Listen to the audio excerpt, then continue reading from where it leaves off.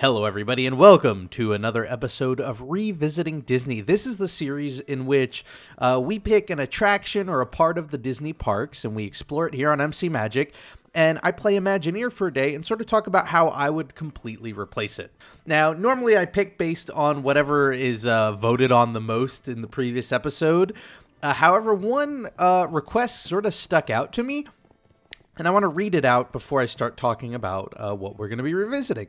Jeremy Horanis says, it's tough to revisit classic rides from Disney considering that their originality is what makes the ride so great.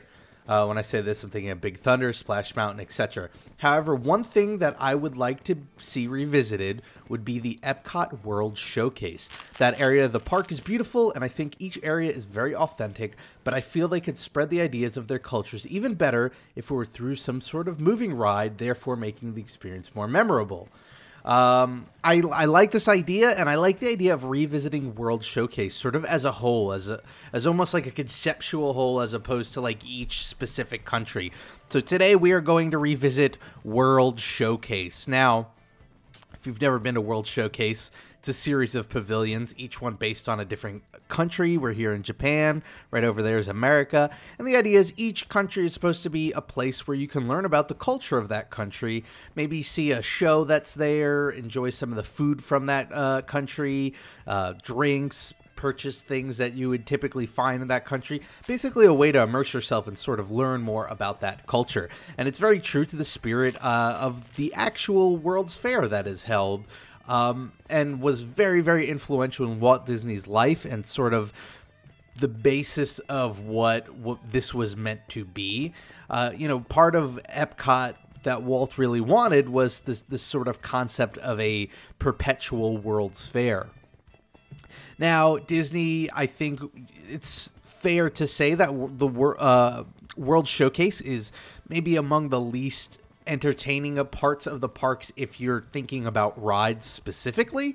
I think as you get older, you appreciate this part of the park more and more because of the food, the drink, the shopping, that sort of thing. But, there's not a lot going on with the rides here. We're going to have a Frozen ride soon in Norway. We have a boat ride in Mexico. We don't have a whole lot, maybe a couple of 360-degree films, but lots of great places to eat and drink. And personally speaking, this is one of the revisitings that I hope doesn't actually happen. I really love World Showcase as it is and don't really want to see a change, but that would make for a boring series if I said that and ended it there. So let's talk about how we would theoretically change everything. Now, here's the thing. Not a lot of people know this, but the original concept for the World Showcase in Epcot was not that each pavilion was going to be, well, one, outdoors like this, but two, so unique and rooted in the culture of the host country. In fact, one of the original designs for World Showcase was one in which every country pavilion had the exact same exterior facade as every other. And the idea was it sort of promoted equality. And it was working off of this idea that you saw in the World's Fair a lot, that these countries were showing up not to sort of show their history and culture, but their culture and what they have for the future. And so originally, a lot of these host countries were a little opposed to the idea of, showing more classical architecture and more of the nation's history, when what they wanted to show off was their modern architecture, their modern culture. They wanted to show how advanced they were of a country. And, Disney eventually sort of got into this mindset that they wanted it to be unique and they wanted to each have its own identity. So they didn't really like the idea of, like, say, Germany, for instance, having, modern German skyscrapers as opposed to sort of the old school German village that you have. So my idea for revisiting, in a very roundabout way of getting to it, is to go back to that original concept. Go back to this concept that's, I think, a little more true to the World's Fair, in that these countries, these host countries, or not host countries, but these countries in the showcase are there to show off the cutting edge of what they have to offer, the world stage, so to speak. Japan, for instance, here, let's go over to Japan. This has a very, classical architecture to it. It's very old school Japan. Yet, today, if you think of Japan, you think of it as a very advanced nation, right? They, almost like the godfather of video games and just so far into robotics as a field. So my sort of version of revisiting it would be to almost modernize all these pavilions. Now, you could still keep a lot of the cultural aspects of it, right? You could still keep the food and the drink and things like that. It doesn't necessarily have to be all modern, even though, you know, we've got a lot of American culture in all of these countries now. And look, just walking around the shops, you sort of already see it a little bit. Sailor Moon, Legend of Zelda, Sonic the Hedgehog, Attack on Titan. You know, these shops do sell some merchandise that is more modern to the country, so why not expand it? And why not go the extra step and add a pavilion to each of these countries, maybe like a small building. It doesn't have to take up a whole lot of it. That showcases the best of what Japan has to offer. And it could be the sort of thing that is updated regularly. It could be, you know, I'm using Japan here as just sort of an example, but this would apply to every country. But they could have a little building that shows off the latest in robotics that they're working on, or the latest in video games, or, you know, latest in automobiles. Whatever they feel like they can show off to the rest of the world, that would go there. Which is definitely, like, I think, true to the concept of a World's Fair.